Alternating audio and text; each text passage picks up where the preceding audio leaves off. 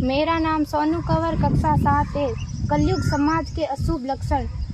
कुटुंब कम हुआ, संबंध कम हुआ, प्रेम कम हुआ, मर्यादा कम हुई, लाज लज्जा कम हुई, विनम्रता कम हुई, समर्पण कम हुए, पुस्तक वाचन कम हुआ, खान पान की शुद्धता कम हुई, बाल कम हुए, कपड़े कम हुए, नींद कम हुई, घी मक्खन कम हुआ, पीतल तांबे के बर्तन कम हुए, भाई भाई का प्रेम कम हुआ, सत्य कम हुआ, अतिथि कम हुए, धैर्य कम हुआ, श्रद्धा और विश्वास कम हुआ, बड़ों का सम्मान कम हुआ और भी बहुत कुछ कम हुआ, जिससे जीवन सहज था, सरल था। संतान को दोष न दे।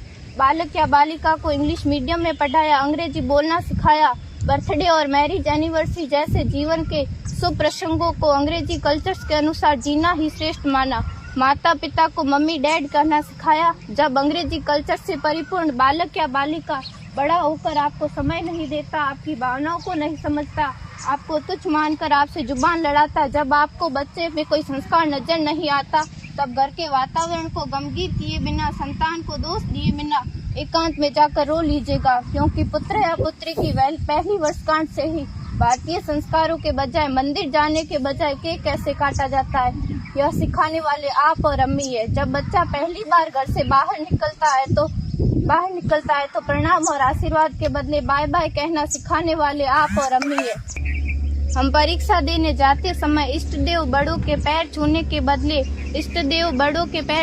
बदले बेस्ट ऑफ लक कहकर परीक्षा भवन तक छोड़ने वाले आप और अम्मी है। बालक या बालिका के सफल होने पर घर में परिवार के साथ बैठकर खुशियां मनाने के बदले होटल में पार्टी मनाने की प्रथा को बढ़ावा देने वाले आप और अम्मी है। बालक या बालिका के विवाह के पश्चात कुल देवता देव दर्शन भेजने से पहले हनीमून के लिए फॉरेन टूरिस्ट स्पॉट भेजने की तैयारी करने वाले आप और अम्मी है। ऐसी कई ढेर सारी अंग्रेजी कल्चर्स को हमने जाने अनजाने स्वीकार कर दिया है। अब तो बड़े बुजुर्गों के पैर छूने में भी शर्म आती है। गलती किसकी? मात्र आपके माता और पिता की।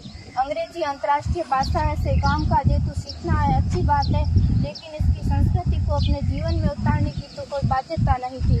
अपनी समृद्ध संस्कृति को त्यागकर नैतिक मूल्यों, मानवीय संवेदनाओं से रहित अन्य सभ्यताओं की जीवन शैली अपनाकर हमने क्या पाया?